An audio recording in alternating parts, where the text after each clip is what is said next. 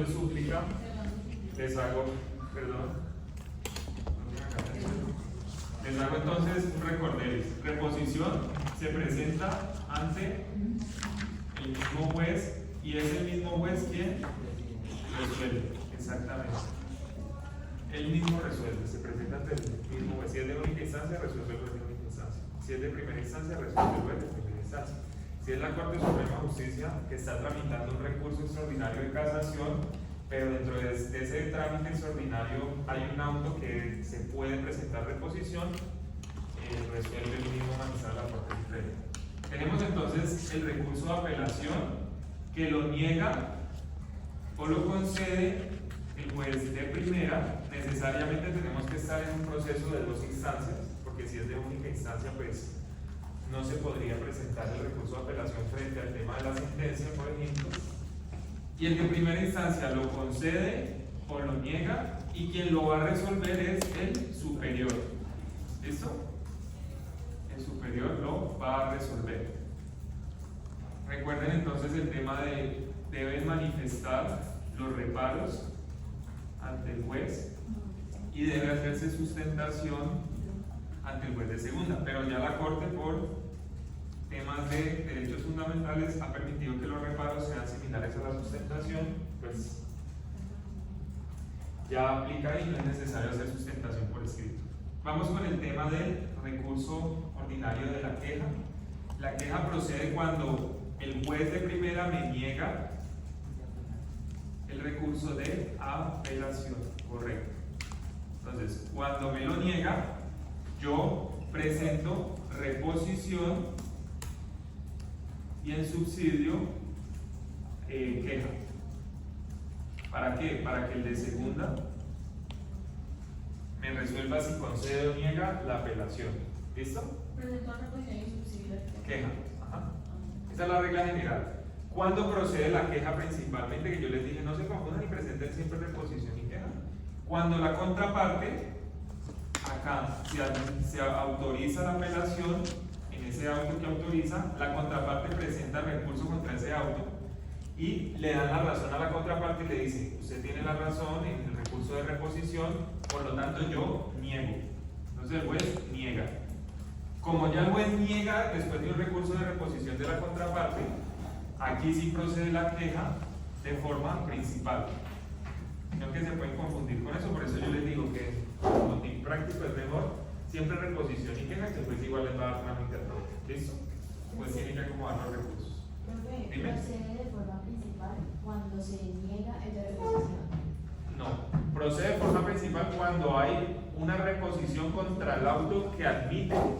¿Sí? Ese auto que admite la apelación puede presentarse o puede ser impugnado por la contraparte. Y la contraparte repone ese auto. Entonces el juez le dice, tiene la razón, yo debo es negar la apelación.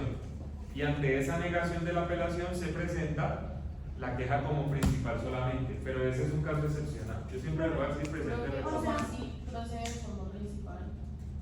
Que se puede presentar la queja sin necesidad de hacerlo con el recurso de reposición primero. Entra a resolver directamente la queja, porque, a ver, estamos en este escenario. Pues se presenta el recurso de apelación. Conoce el juez de primera, ¿cierto? Ojo aquí. Este juez dice, autorizo, es decir, me lo admite, me dice sí, recurso de apelación. Aquí se profiere un auto donde autoriza o auto donde admite la apelación. Y la contraparte. La contraparte dice, repongo reposición contra ese auto por ciertos motivos, que dice, vea, no es apelable ese auto, no puede autorizar, no estableció los reparos, cualquier motivo que considere. Y el juez sobre la reposición resuelve negar ¿qué? La apelación. Pero no entiendo, me dijiste que esa apelación era de primera instancia, no era el superior.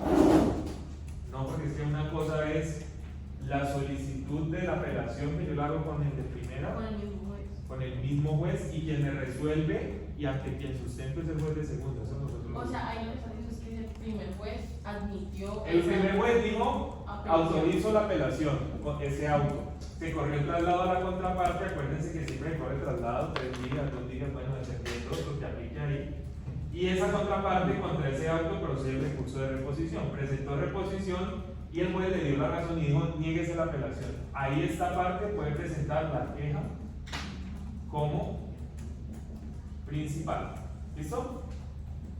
Sería el caso excepcional. Pero para no confundirse, yo les digo presente en reposición y en subsidio apelación.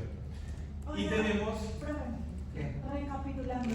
Entonces, la contraparte presenta recurso contra esa apelación que yo presenté en principio. Contra el auto que me autoriza la apelación. Okay, o sea, yo presenté el recurso, el auto, la otra parte dijo no, entonces presenté recurso contra ese que yo había presentado y el juez lo que hace es que niega el mío. Te niegas de apelación justo acá. Okay. Y contra ese auto que niega la apelación por los argumentos de la contraparte, ahí sí Que procede la queja inicialmente me lo habían principal. admitido. Que inicialmente te lo van a admitir. Ese podría ser uno de los casos en donde. Pero porque cuando tú dijiste que recomendabas la queja en la reposición, era la persona. Es que la ley dice que toda queja se debe proponer primero como principal la reposición para que el juez analice primero su error. Y en caso de que el juez diga no voy a conceder la apelación, ahí sí tramita la queja. La norma dice ahí, revisen el Código General del Proceso en la parte de la queja. Si no traje el link, no recuerdo bien ese artículo, después del 318 y siguiente. Revísenlo ahí puntualmente. Bueno, y la súplica, que es otro recurso ordinario, hay que tener en cuenta cuando el auto se está tramitando, cuando el proceso se está tramitando en una segunda instancia, es proferir un auto, y si ese auto o esa providencia es susceptible el recurso de apelación, Pero no hay segunda. pero como ya no hay, ¿qué procede en ese caso? La súplica. Y si no hay apelación, ¿qué procede en ese caso? Reposición, correcto. ¿Quién conoce el recurso de súplica? Tenemos aquí un magistrado, que es el magistrado ponente, y que le sigue en orden. Acuérdense que las salas de los tribunales y de las corporaciones vienen varios magistrados en sala, y ellos deciden los miembros que van a fallar una sentencia, tienen una sala plena. Bueno, eso ustedes más adelante o en su clase de introducción tuvieron que ver como la organización de esos tribunales. Entonces, quien conoce es el magistrado que le sigue en turno. ¿Listo? Me confundí si es susceptible de recurso a apelación. Si es susceptible de apelación, pues tú no puedes proponer apelación porque ya es un proceso de segunda instancia o de cierre ante una corte que no tiene un superior. Procede la súplica. Esto ya lo vimos en la clase pasada. No nos vamos a quedar ahí, continuemos. El magistrado que Esto ya lo vi en la clase pasada, solo es que estoy haciendo un recorderis para que lo tengamos presente. Eso es lo más importante. Bueno, vamos a ver entonces, para los que no están en clase y para los que están hoy, parte de los extraordinarios, pero no me voy a quedar mucho tiempo. ¿Listo?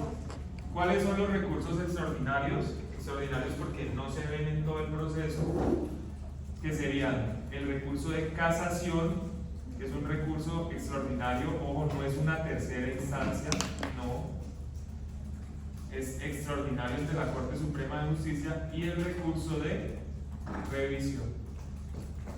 Y hay otro recurso que lo van a ver en su clase más adelante, que es el de anulación. ¿Qué es la anulación? Aquel recurso que procede contra un laudo proferido por árbitros.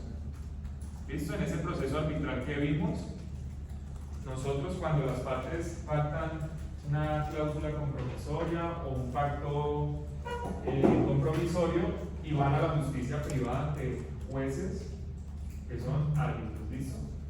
Bueno, entonces veamos rápidamente por encimita este tema de la casación. La casación se encuentra regulada en el artículo 333 del Código General del Proceso. ¿Cuáles son las finalidades de este recurso? Esto es un recurso que, como bien la doctrina lo manifiesta, no es ordinario. Tiende a ser extraordinario porque busca como finalidad un interés general, primero. Ese interés general está relacionado con mantener el orden jurídico de Colombia estable, brindar seguridad jurídica. ¿Qué quiere la Corte Suprema cuando se trata de un recurso de casación? la unificación de la jurisprudencia, 1, garantizar el tema del principio de legalidad, de que se esté aplicando bien la norma por parte de los jueces, 2, y 3, busca proteger los derechos constitucionales bajo la prevalencia del derecho sustancial. Entonces, digamos que es en general una de las características públicas que tiene el recurso extraordinario de casación, pero también tiene una característica de carácter privado, que es finalmente corregir la afectación que se le dio en un proceso judicial a una de las partes por esa sentencia que fue impugnada. Ojo, solamente se tramita casación cuando estamos en un trámite de segunda instancia, una sentencia proferida por un tribunal de distrito superior. ¿Listo? Tiene también unos requisitos que ya los vamos a ver. Finalmente, la jurisprudencia lo que menciona es que el recurso extraordinario de casación lo que busca dentro del ordenamiento jurídico es ejercer un control de legalidad en Colombia. ¿Cuál es entonces la procedencia de este artículo que encontramos en el 364 del Código General del Proceso? Ojo, es un error en la práctica decir que se trata de una tercera instancia, porque yo no puedo acudir cuando me dé la gana a esa, digamos, a esa Corte Suprema a tramitar ese recurso. Entonces, no es una tercera instancia. Inclusive, la regla general en Colombia es la improcedencia de un recurso de casación. La excepción tiende a ser esa procedencia porque se deben cumplir unos requisitos formales específicos. O sea, tiene una carga argumentativa compleja. No es un recurso de fácil trámite. No es como la apelación o la reposición en donde yo manifiesto los motivos y los reparos y los sustento ante el juez. No, tiene que estar dentro de las causales que establece el Código General del Proceso. ¿Su procedencia qué requiere entonces? Primero, se requiere que la sentencia, esa sentencia proferida, sea emanada por un tribunal superior de distrito judicial. Entonces, si yo les pregunto, ¿procede el trámite de casación una sentencia proferida por un juez del circuito? ¿Ustedes qué me van a decir? Que no. Procede contra las sentencias proferidas por los magistrados del Tribunal Superior de Distrito Judicial. ¿Listo? Es obligatorio que resuelva una segunda instancia. Es decir, tiene sí o sí que resolver una segunda instancia. Profe, usted dijo en clase que procede contra un proceso de única instancia. ¿Listo? Corresponde normalmente a un proceso declarativo. Siempre son esos procesos que se tramitan como declarativos, sea especialmente el verbal, diría yo, porque es que el verbal sumario tiende a ser un proceso de única instancia, entonces en el verbal generalmente, ¿listo? Representan el proceso declarativo verbal. Los ejecutivos, aún presentándose excepciones de fondo, carecen de casación. En el proceso ejecutivo no se puede presentar recurso extraordinario de casación. ¿Listo?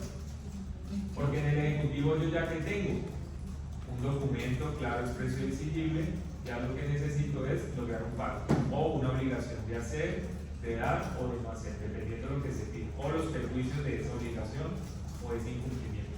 ¿Listo? Nos menciona que si se resuelven acciones de grupos,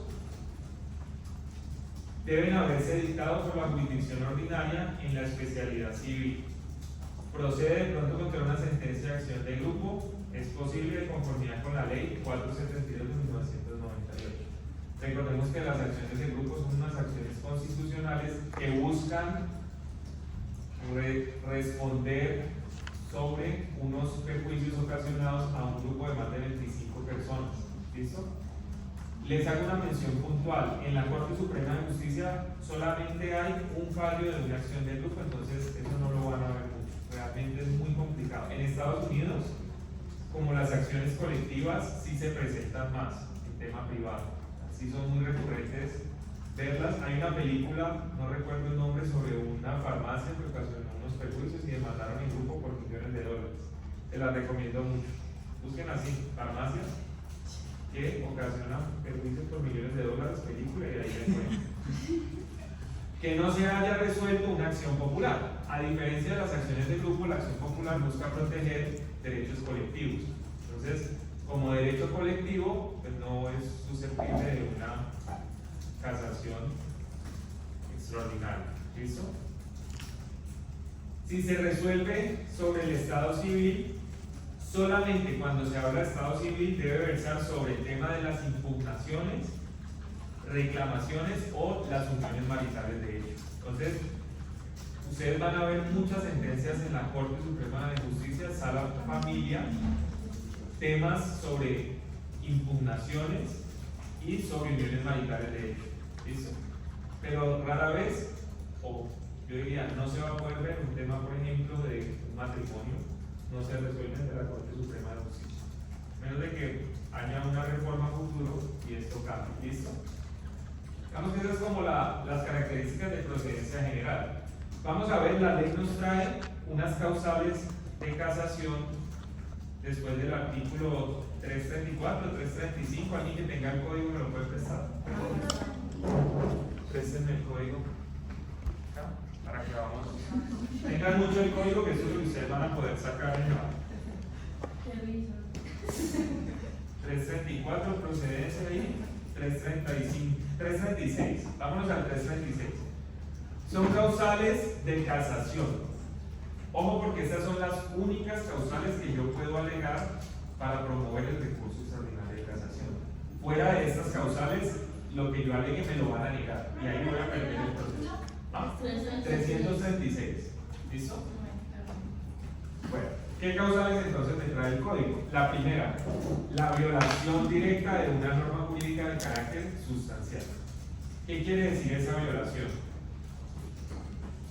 Lo que yo tengo que sustentar en esa causal inicial es la falta de aplicación, malinterpretación o uso indebido de una norma sustancial.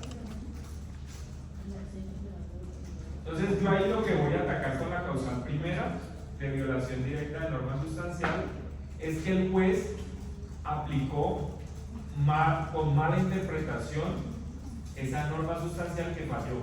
Es decir, el tribunal utilizó una norma sustancial mal interpretada para perjudicarme a mí. ¿Listo? Vamos a ver entonces la segunda. La violación indirecta de la ley sustancial como consecuencia de error de hecho derivado del desconocimiento de una norma probatoria o por error de hecho manifiesto y trascendente en la apreciación de la demanda, de su contestación o de una determinada prueba. ¿Qué voy a alegar yo aquí en este punto? Yo digo que sustentar si se presenta un error de hecho cuando hay una evidente supresión o adición del contenido objetivo de una prueba o de un derecho cuando me aplican mal una prueba o una norma probatoria. Entonces, esta va más encaminada en razón de las pruebas. Si, por ejemplo, a mí yo solicité que se tramitara un dictamen pericial y el juez en ese dictamen pericial no le dio el trámite correspondiente al Código General del Proceso, sino que se inventó el trámite, ahí podría estar yo en una causa de violación indirecta por tratarse de una norma de carácter probatorio. ¿Listo? Bueno, vamos a ver entonces la tercera. No estar la sentencia en consonancia con los hechos, con las pretensiones de la demanda o con las excepciones propuestas por el demandado o el juez que ha debido reconocer de oficio. ¿A qué les suena esa tercera causal? Cuando no hay una consonancia en principio de congruencia. Entonces, en este caso resulta ser el fallo incongruente.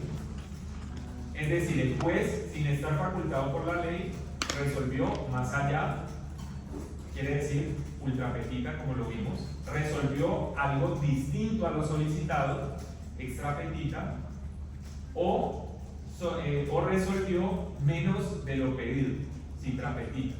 Puede haber un criterio de incongruencia en este asunto. Recordemos entonces el caso, solicité perjuicios por 2.000 millones, debidamente probados esos perjuicios de 2.000 millones, y el juez condena al demandado por 5.000 millones, solo se probaron 2.000, y así quedó acreditado en la sentencia, y en la condena sale por 5.000 millones. El demandado puede, en este caso, presentar un recurso de casación manifestando el numeral tercero como causal. ¿Listo? Porque hubo una incongruencia por decisión ultra petita. ¿Claro hasta ahí? Vamos a ver la cuarta. Contener la sentencia decisiones que hagan más gravosa la situación del apelante único. ¿Recuerdan ese principio que vimos del no reformando imperios? No se puede afectar o no se puede reformar los perjuicios de aquel que presentó solo el recurso de apelación. ¿Cuándo no aplica? Cuando ambas partes presentaron y se adhirieron al recurso de apelación. Entonces, en ese caso, no aplicaría. Pero si fue apelante único, yo no puedo volver más gravosa su situación. Condenado a 100 millones, el juez no puede, apelante único, condenarlo a 300 millones de pesos. ¿Listo? No la puede hacer más gravosa.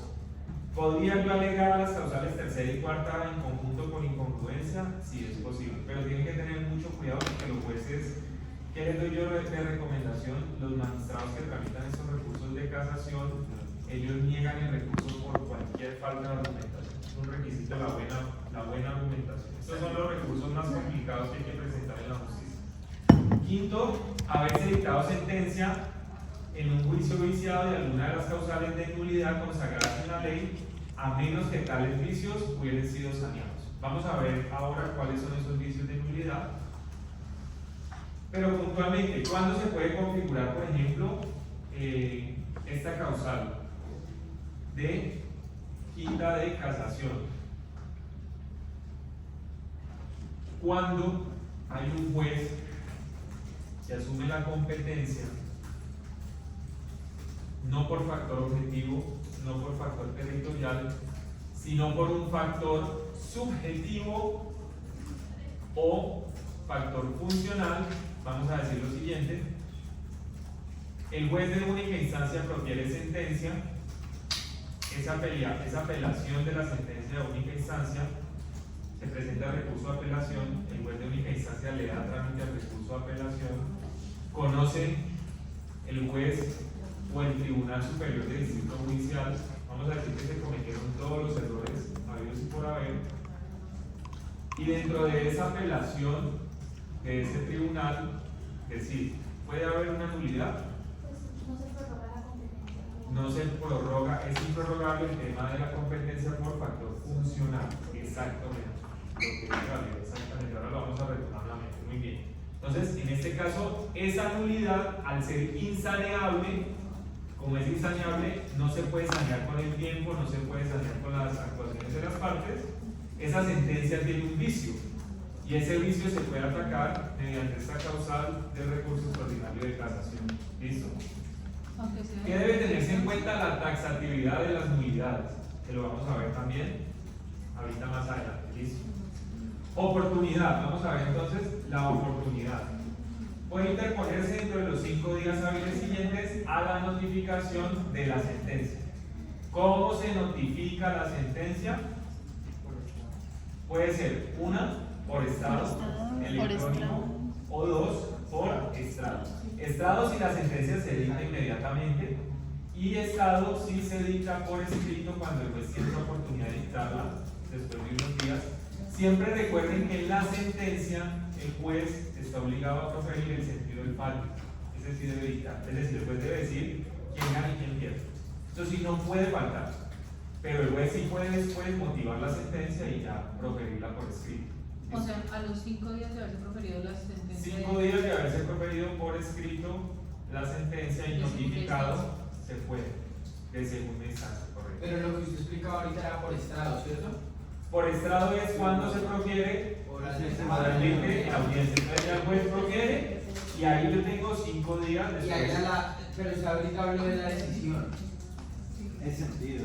El sentido del fallo, que es distinto a la sentencia como documento. Ok. El sentido siempre está obligado al juez a dictarlo.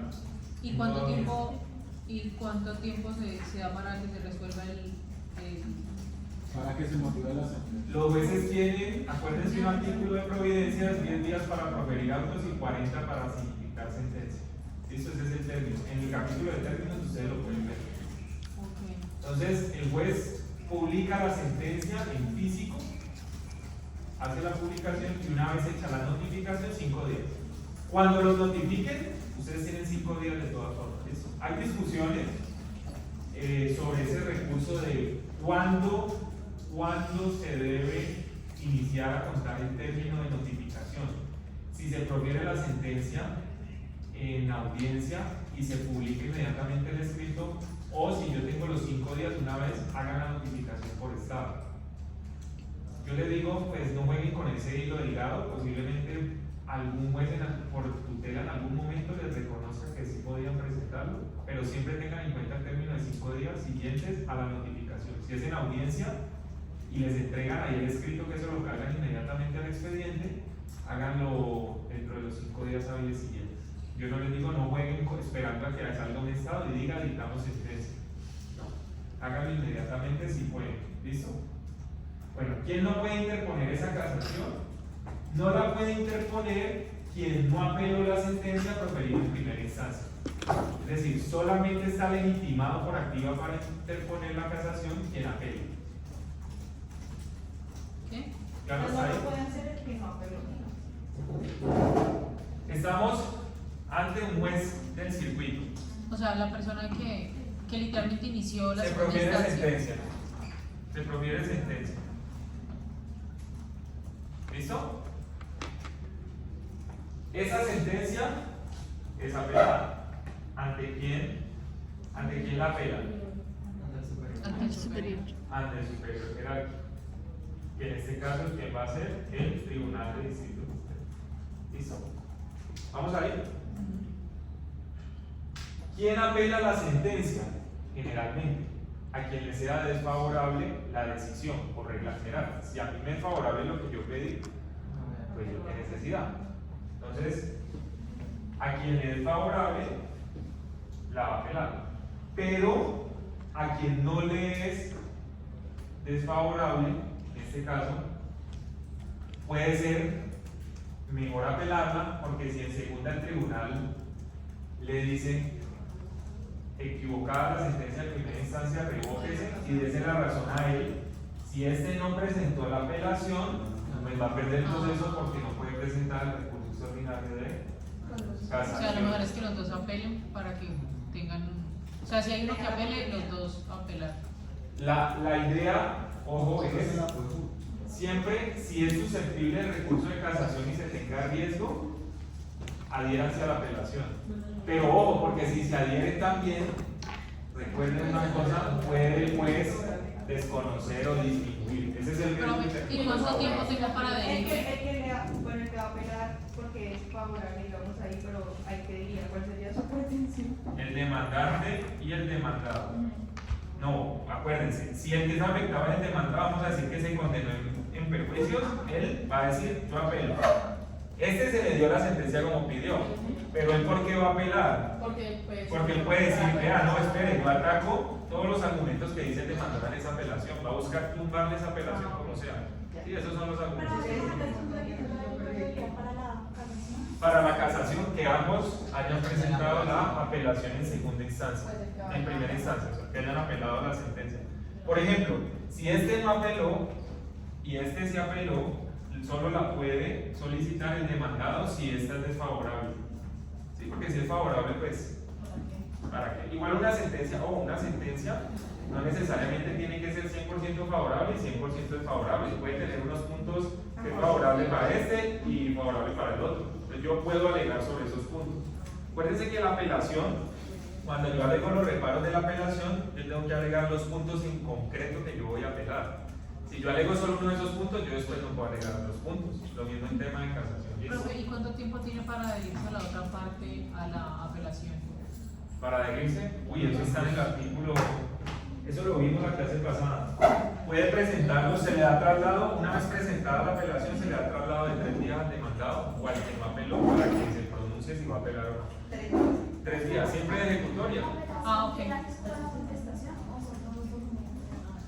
Son 2 documentos diferentes. Si me lo preguntas así, este presenta el recurso de apelación y este presenta su propio recurso de apelación. Si desea apelar, listo, o manifestar reserva. Pues normalmente, ¿qué hace en este caso el demandante o el demandado? Si el demandado es el desfavorable, el demandante lo que va a hacer en su recurso es hacer todos los reparos de ese recurso que presentó. O sea, va a tratar de desvirtuarlo por todo lugar. ¿Listo? Entonces va a decirle, vea, señor juez de segunda, esa apelación no se le puede reconocer, se le debe reconocer este perjuicio porque está aprobado con determinada prueba pericial. ¿Sí? El daño funcional del cuerpo.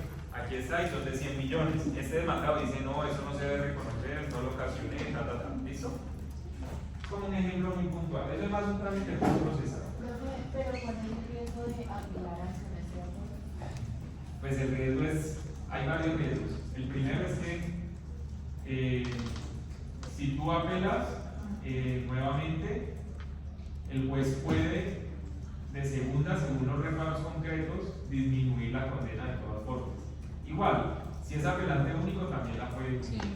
Eso no quiere decir. Entonces, de todas formas, ustedes, yo les aconsejo y les sugiero, si pueden, apelen siempre la decisión, porque eso les va a permitir una ventaja. Si a ustedes les apelan una decisión de primera instancia, una sentencia, ustedes no han ganado aún, porque el juez de segunda tiende o a revocar o a confirmar. Y si revoca, pues ustedes, imagínense ustedes decirle al cliente, no revocaron, y el cliente listo, presenta recurso extraordinario de casación. Y ustedes no apelaron esa decisión, no se hicieron parte. ¿Qué van a presentar ahí? ¿Listo? Porque la importancia de por qué presentar el recurso también de apelación, aunque nos veamos beneficiados de una sentencia de primera instancia. Bueno, vamos entonces a revisar unos requisitos puntuales. Por ejemplo, la cuantía o el interés de recurrir. El 338 establece que en los casos en que la decisión tenga un carácter o una índole económico que sea cuantificable, ese dinero tiene que estar respaldado en un mínimo de 1000 salarios mínimos para yo poder presentar el recurso de casación. La condena de un proceso de responsabilidad civil extracontractual de un accidente de tránsito debe ser superior a los 1000 salarios mínimos. El incumplimiento con cláusula penal, con reparación de perjuicios de un contrato, lo que yo pretenda tiene que ser superior a los 1000 salarios mínimos. ¿Listo? Cuando hablamos de 1000 salarios mínimos, estamos hablando de, actualmente de, espérenme que eso lo pongo muy organizado. 1.423 millones 500.000 pesos. Muy bien. Ajá. Pero son contados en el año en el que se presenta el recurso, sí, en donde se falla la sentencia. Pero es que acuérdate que un proceso puede iniciar y llegar hasta casación y eso tiende a demorar. Claro, Eso puede demorar 8 o 10 años. pero si se pide, bueno, la indexación. La sentencia que se profirió por el juez de segunda debe ser superior a los 1000 salarios mínimos. Si no, no se puede presentar recurso extraordinario. Y lo que tú dices, es posible solicitarle al juez que se haga indexación, pero es que de todas formas tú tienes un término de procedencia del recurso extraordinario. Tú tienes 5 días para presentarlo. Si tú no lo presentas dentro de esos 5 días, pues, claro, 5 días. Tiene que ser que un ejemplo. Es que yo no lo pensaba por eso. Yo lo la presentación de la demanda la hago, no sé, en el 2020, por decir algo. Sí. Bueno, hagámoslo más fácil. 2 años atrás estaba en 1 millón. No, en el 2022 creo que están 1 millón en salario mínimo. Bueno, independientemente de eso, y no sé cuánto se podría estar demorando. 2, 3 Pero ojo, no tiene nada que ver, años, o sea. no tiene nada que ver lo que se demora el recurso extraordinario, porque tú presentas aquí tu demanda se tramita en primera instancia, digamos que la presentaste en el 2020. El juez va a decidir en el 2021 en primera instancia. ¿Sí? Vamos a decir que la apelación, esto fue en enero, y esa apelación se tramita 6 meses más y fue hasta 2021, junio. ¿Sí? Porque es que el código me trae a mí unas fechas para resolver. Aquí en junio se profiere sentencia de carácter económico y ese carácter debe ser superior a los 1000 salarios mínimos. Yo tengo los 5 días después de notificado para el recurso de casación. Claro, yo lo que digo es que en la presentación de la demanda sea un poco más y con el pasar del año, de los 2 años, pues entonces... Pues igual a mí lo que me interesa es que el salario mínimo aumenta. De todas formas, a mí lo que me interesa, haya una indexación, es que la condena en la sentencia sea superior a los 1000 salarios mínimos. ¿Listo? Bueno, entonces veamos este ejemplo. Camila interpone demanda declarativa en contra de Daniela, por medio de la cual pretende se le indemnice perjuicios por la suma de 1.800 millones. Se profirió sentencia de primera instancia en la cual el juzgador condenó a Daniela a pagar la suma de 200 millones. La sentencia fue recurrida por ambas partes, presentaron apelación, el juez de segunda instancia confirmó en su totalidad la sentencia. Como puede observarse, la cuantía de interés para recurrir de Daniela es de 200 millones, es decir, no supera los 1.000 millones. Y el de Camila es de 1.600 millones, que sí cumple con la exigencia de la norma. Pues la cuantía del interés para recurrir no corresponde a las pretensiones de la demanda, sino al perjuicio que la sentencia le genera a cada una de las partes. Entonces, en este caso, si se alegara solo por esos 200 millones, pues no habría lugar a la casación. Pero como el interés en caso, por ejemplo, de Camila, ella se ve afectada, ella sí tendría interés para tramitar el proceso de casación. Y a su vez, si ella lo tramita, quien se ve beneficiada con ese tema sería Daniela puntualmente. ¿Listo? Porque yo me puedo de todas formas adherir al recurso de casación. No lo puede proponer, depende de la condena. Yo les digo, fíjense en la sentencia puntualmente. Profe, O sea, Daniela, el ejemplo.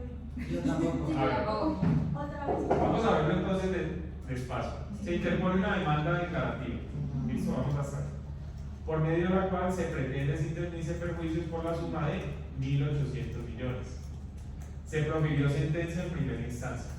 Normal. ¿Cuánto condenó a la parte pasiva demandada? Por 200 millones. Ambas partes deciden apelar la sentencia a la decisión. La cuantía o el interés de Daniela es de ¿cuánto? 1.800. No, 200. De 200. Ella es la demandada en este caso. 200 porque a ella se le condenó de 200. Ese es el interés de ella, 200. ¿Tiene ella legitimación en cuestiones económicas para solicitar la casación? En principio no tendría. No tendría porque no supera los límites. Pero ¿cuánto tiene Camila interés? O interés de 1.600 millones. ¿Porque Porque 1.800? No. 1.800, dice arriba. 1.600. Al final, pero arriba. ¿Por 1.600 ¿por qué? Son 1800 al Porque día. Porque ya resolvieron 200, pero a ellos le quedan pendientes 1.600 por resolver. ¿Quién tiene entonces la legitimación y cumple con la exigencia? Camila, correctamente. Porque la cuantía del interés para recurrir no corresponde puntualmente a las pretensiones, sino al perjuicio que la sentencia le genera a cada una de las O sea, partes. el total de perjuicios es 1800 y Daniela se preocupa por el interés de 200. Ajá. Entonces, como Camila tiene que dar el resto, es quien tiene la facultad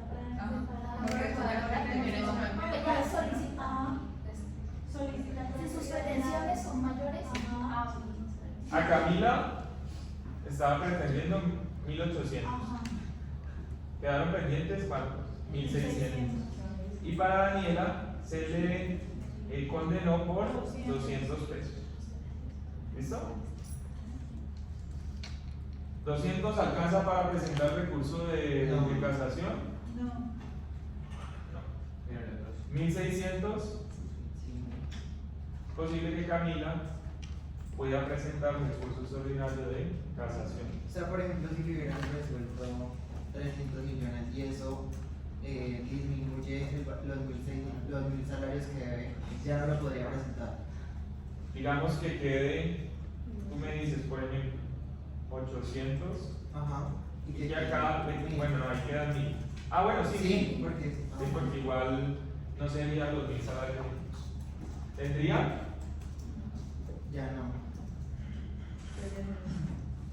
¿Ya le resolvieron? 800, porque no es de la pretensión, sino del interés y de la sentencia condenatoria. Profe, si las dos están en 1000, Daniela y Camila. No podrían, porque es que 1.000 millones de pesos no es la cantidad necesaria actualmente en Colombia. Porque. Si está en 1000 salarios, Digo, perdón, sí, perdón. Diga, ajá, están 1800 y 1800. sí, igual para ustedes poder presentar casación en temas económicos, ustedes se dan cuenta de la sentencia de cuánto fue la condena. Guíense con la condena de la sentencia. Es mejor guiarse con la condena de la sentencia. Más allá de las pretensiones, guíense con la condena de la sentencia. Daniela se preocupa Bueno, por no O sea, el valor solamente es de lo que se dicta en la sentencia. lo que le faltó. ¿cómo? O sea, el valor es la condena de la sentencia. En la sentencia. De lo que condena el De lo juez que en condena el secundario. segundo. Ahí no pueden casar. En segundo. Bueno, colóquenme pues cuidado, mejor rápido el trámite porque tengo que avanzar ya este punto. No, porque ya no cumple. ¿Cómo se concede ese recurso puntualmente? Se tiene que acreditar entonces, lo primero como les mencionaba, que se haya proferido una sentencia por un tribunal de distrito superior en segunda instancia. Segundo, que se haya interpuesto oportunamente, conforme al artículo 337, que establece lo que yo les explicaba de los 5 días una vez notificado. ¿Listo? Que se haya presentado oportunamente. Y tercero, que la parte recurrente esté legitimada y cuente con la cuantía de interés para recurrir los requeridos según artículos 338 y 339. Revisen ese trámite de la casación, que es bien largo y bien complicado. Y que cuente con la cuantía. Que cuente con el interés. 334, 335, 336, todos esos artículos largos. Bueno, reunidos todos los requisitos, ojo, quien reconoce la sentencia extraordinaria de casación es el magistrado sustanciador que lo va a conceder. Contra dicha providencia que concede la casación no procede recurso. Ténganlo en cuenta. Contra la providencia que concede el recurso extraordinario de casación no procede recurso. Eso está en el código.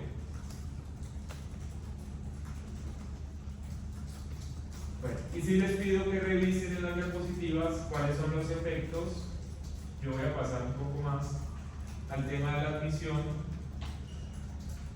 Profe, ¿la puedes volver por ciento? Sí, estos efectos los revisan. Eso está muy puntual. Cuando se trata de sentencias. No, ya se los va a cargar todo bien. Tómenle fotico si quieren, para que lo peguen ahí en sus apuntes. Y lo tengan claro. No la veo ahí. Ángela. Déjame un segundo. ¿Estás Ángela? Siempre con los recursos del magistrado sustanciador. ¿Ángela? ¿No? No, estoy esperando. No. Ángela es una monitora de la abogada mía, que la estoy esperando que me entreguen un diploma de ahorita les tengo. Te voy a hacer una entrega. Pensé que era ella. Bueno, seguimos entonces. Sí, los efectos.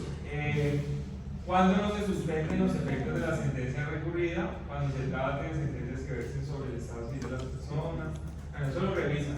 Eso no me voy a detener. ¿Cómo es el tema de la admisión del recurso de casación? Inadmisión. Si se inadmite el recurso, la providencia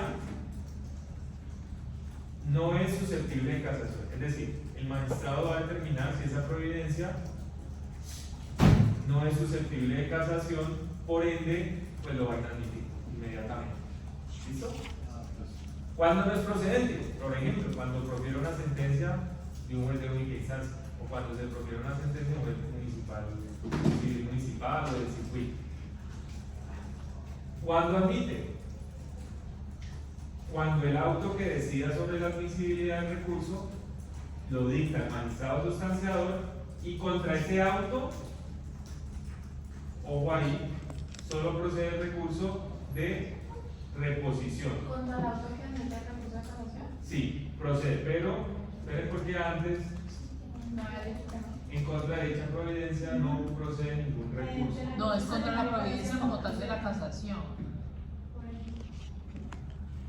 O sea, dice no procede recurso contra la providencia que no sea recurso extraordinario. No, eso aquí está mal. Entonces, ¿cuál? Procede, no, porque si hay, acuérdense que yo les dije que en la admisión del recurso hay una contradicción entre el recurso de súplica, ¿se acuerdan? Que había un conflicto. A ver, vamos un momentico, yo les digo, les muestro ese conflicto que yo les había puesto del artículo 331 con el 342. Ojo aquí. Sobre lo que admite la conclusión no procede explicación. Por aquí hay una tablita. El 331. ¿Qué dice el 331? Los autos que en el trámite de los recursos extraordinarios de casación o revisión profiere el magistrado sustanciador contra el auto que resuelve la admisión del recurso no procede reposición. Y el 342 dice el auto que decida sobre la admisibilidad del recurso será dictado por el magistrado y contra él solo procede el recurso de reposición. Hay una antinomia, ¿no? Sí procede recurso de reposición. Ojo ahí. Esto aquí no. O sea, No se van a confundir con esto. La providencia que admite el recurso de casación procede la reposición. Sí, procede y contra la admisión recurso de reposición. Es que hay un artículo, no es que no proceda recurso alguno, sino que hay un artículo que dice que procede es súplica. Pero por ser una norma especial, dijimos que era recurso de reposición. Aclaro ahí, ojo para que no se vayan a confundir con esta diapositiva. En contra de la providencia que resuelve el recurso de casación, procede el recurso de reposición. pero si le subes ahí se elimina. Si le das Y le doy. ahí, en el de la mitad. En ese que o sea, en la rayita que le aparece en la mitad, quitar. No, ahí ya les digo eso ahorita para recordar. Ahí se puede subir. Ahí se las dejo. Entonces, dime. Una pregunta, si se inadmite te puedes sanear o sea, No, no. En la inadmisión no puede ser subsanable como la regla general de las demandas de los procesos ordinarios. En la casación se inadmite y ya queda terminado ese recurso. Baila con todo. Por eso tiene que hacerlo muy bien porque no hay subsanación. ¿Listo? Profe, entonces dijiste que contra el auto que admite la casación. Sí procede el recurso, pero de reposición, porque hay una discusión entre si procede súplica o procede reposición. El artículo de súplica dice que procede súplica. Y el artículo de casación dice que procede reposición. Hay una antinomia entre ambos. Entonces, ¿cuál aplico yo? Pues el de la norma especial. Yo eso se los había dicho la clase pasada. Es la diapositiva anterior la que está con esa información ahí equivocada. Bueno, entonces, miremos de lo que nos falta. El tema del trámite del recurso, una vez admitido, el 343 establece que hay un término de 30 días hábiles para presentar la demanda de casación. Ojo. Una cosa es yo manifestar el interés de presentar el recurso de casación y otra cosa es presentar ya, después de admitida la solicitud de casación, ya la demanda, porque es una demanda que se debe realizar dentro de los 30 días siguientes. ¿Listo? Proferido en segunda instancia la sentencia, en segunda, yo tengo cuánto para solicitar el recurso. 5 días. Una cosa es solicitar el recurso bajo las causales que me ampara la ley y tener los requisitos de procedibilidad, legitimación, cuantía, interés, todo el tema. Y otra cosa es lo que dice el 343 sobre el término perentorio de la presentación. Entonces el juez, por auto, ese auto que admite me va a decir, otórguese el término de cuánto, 30 días notificado ese auto. ¿Cómo se notifica ese auto? Tocaría revisar la especialidad, puede ser por estado o notificación personal, consúltenlo, es así les digo, consúltenlo que no lo tengo muy claro sobre la admisión de ese auto, si es notificación personal o si es por estado electrónico. Tiene 30 días siguientes para presentar una demanda. ¿Listo? ¿Ah? Claro, el recurso extraordinario de casación ya es una demanda con las causales, tienen sus propios requisitos. ¿Cuáles son esos requisitos de la demanda? Entonces, se debe designar una síntesis del proceso, debe hacerse como establecer cronológicamente todo lo que ha sucedido, de las pretensiones. Tienen que hacer, segundo, la formulación por separado de los cargos contra la sentencia recurrida con la exposición de los fundamentos de cada acusación. Entonces, cuando vayan a redactar su demanda, ustedes lo primero que van a hacer es Corte Suprema de Justicia, que es la competente.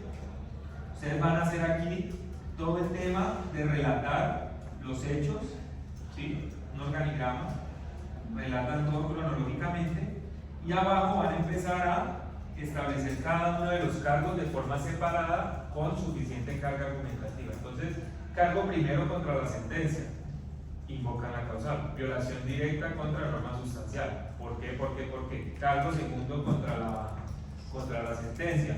Vamos a decir incongruencia de la sentencia por condena superior a tanto del fallo. ¿Sí? Cargo tercero, por violación, ¿sí? Por violación como apelante único a la... Hola, ¿cómo estás? Bien. Gracias. ¿Te vas a quedar ahí? ¿Tú cuentas? Sí, puedes hacer. Bueno. Si quieren esperar acá. Ya termino y ya. Bueno, entonces, como requisito puede ser el tema de los cargos por separado de todo el recurso extraordinario, y si se trata de un tema de violación directa por una norma de carácter probatorio, deben establecer claramente la cuestión jurídica. Eso hay muchos modelos, pero yo sí les digo algo, la demanda de casación es muy compleja. Antes de aventurarse a realizar una casación, si es la primera vez que la van a hacer, siempre consulten o hablen con personas que ya lo hayan hecho, porque inadmiten muy fácil ese recurso extraordinario. ¿Listo? Es el único tip que les puedo dar sobre este tema.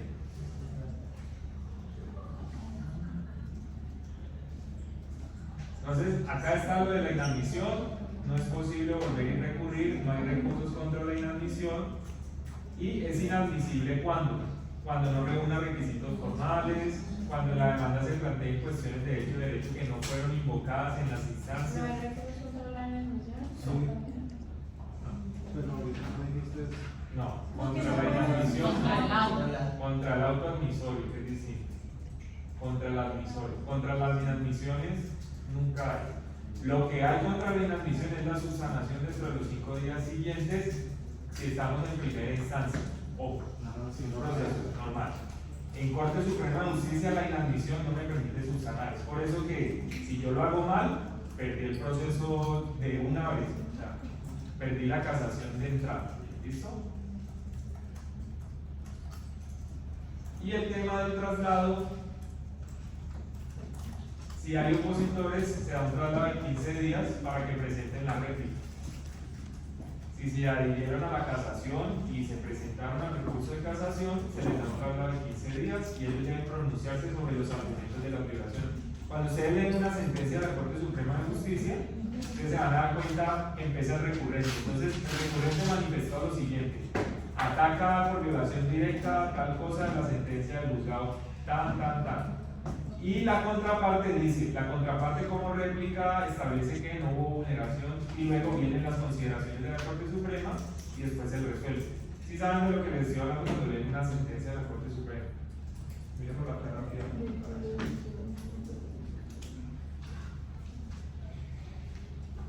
Corte Suprema de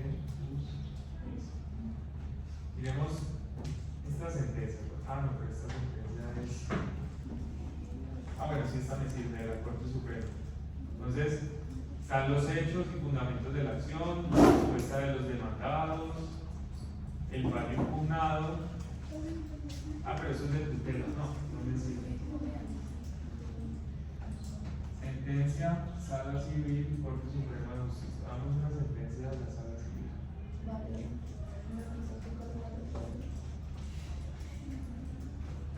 Miremos esta.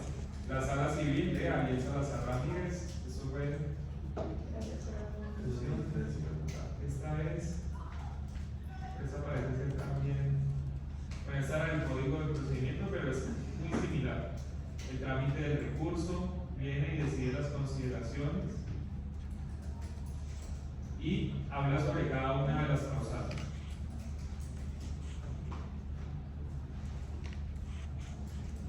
Habla sobre cada una de las causales.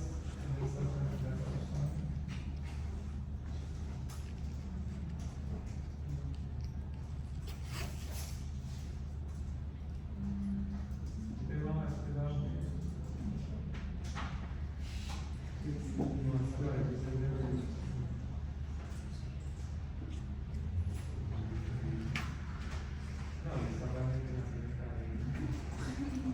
Bueno, miren cualquiera de sus sentencias de la Corte Suprema de Justicia que aparecen los cargos que yo les menciono. Ellos los delimitan cada uno de los cargos y lo analizan para no perder más tiempo. Entonces, una vez dictada el tema de la sentencia de ese recurso,